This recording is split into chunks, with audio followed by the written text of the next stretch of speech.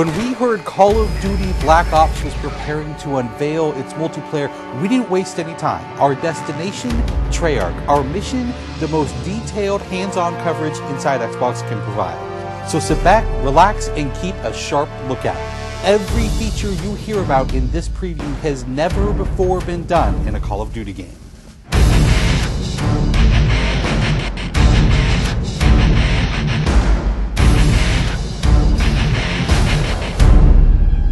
We begin where the multiplayer trailer for Black Ops left off, with theater mode.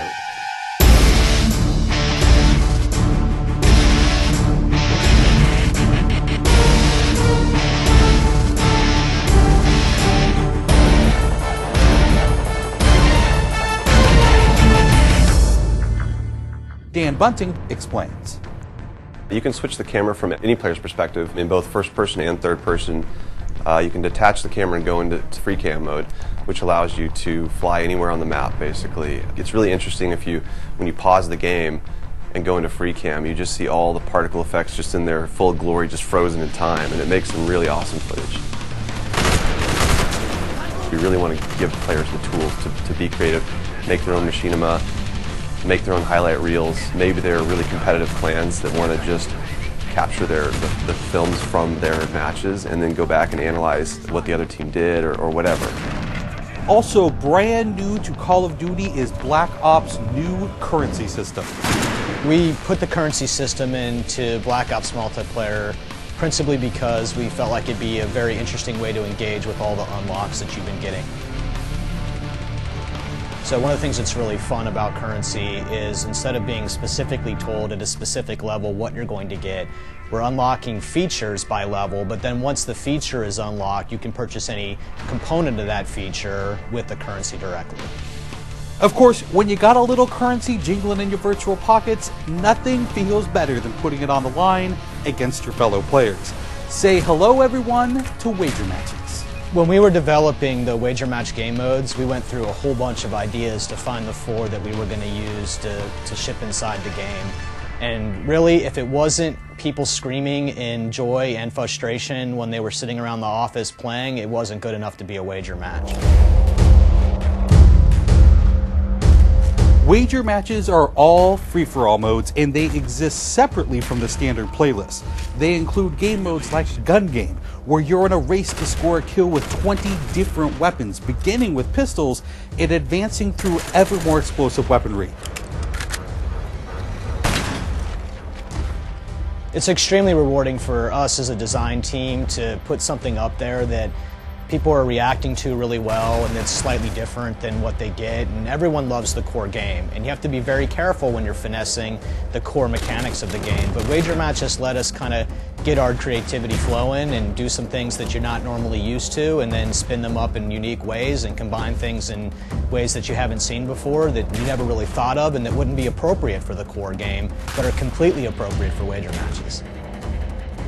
While the classic Call of Duty challenge system is still very much in place, Black Ops is also adding a new feature called contracts. Right, so if you're using the contract system, you actually have to put up a little of your own currency in order for a bigger payday. And depending on the contract, some contracts pay XP, some pay more currency, some pay both. But they're all time limited, and it's game time limited, so you have to go to work to accomplish that contract within the time period in order to get paid. It's different from the challenges, in so much that the challenges some players like to use very aggressively, and they map out their path through the challenge system in order to maximize their XP gains in order to level faster, and then a whole nother set of players uses the challenges sort of passively. They're there, when you get them they feel good, but contracts gives you a way to directly engage with the content inside the game. It says, hey, I'm an SMG guy, I want SMG based contracts, I'm going to chase my contracts and I'm going to get paid, and that's fun. Another focus for Black Ops is player customization, including things like unlockable face paint, unique perk-specific character models, and a whole lot of weapon customization. We've been we stole the line from Full Metal Jacket, this is my weapon, this is my gun, and we're chanting that around the office as sort of our mantra for this feature. Originally it started with one of our designers he just made kind of an offhand comment one day where he said, you know, I really have a certain attachment to the weapon that's my favorite. I want to make that weapon mine, and that was all it took. So from there it was just, what are the things that are cool? It's like, put your clan tag on your gun, of course. And we've got, the emblem editor by itself is an element of creativity for players. And then the reticles, of course, so why not give people the option to select what kind of red dot they have. Maybe they don't like a dot, maybe they like a circle, maybe they like a triangle, maybe they like a standard crosshair, maybe they just want a line. And then there is combat training, which allows you to get comfortable with the trappings of multiplayer by competing in matches against AI-controlled opponents. You know, it's our hope that combat training can convert people who are largely single-player gamers who might have, dabbled around in multiplayer but never made that leap to playing online, and give them kind of this experience where they can get familiar with the mechanics and features and systems that multiplayer has, but they can do so at their own pace, they can do so without someone screaming in their ear what a noob they are, and practice up and then join the competitive fold. Experienced players could use combat training to practice up on a particular weapon, a particular tactic, or a particular map.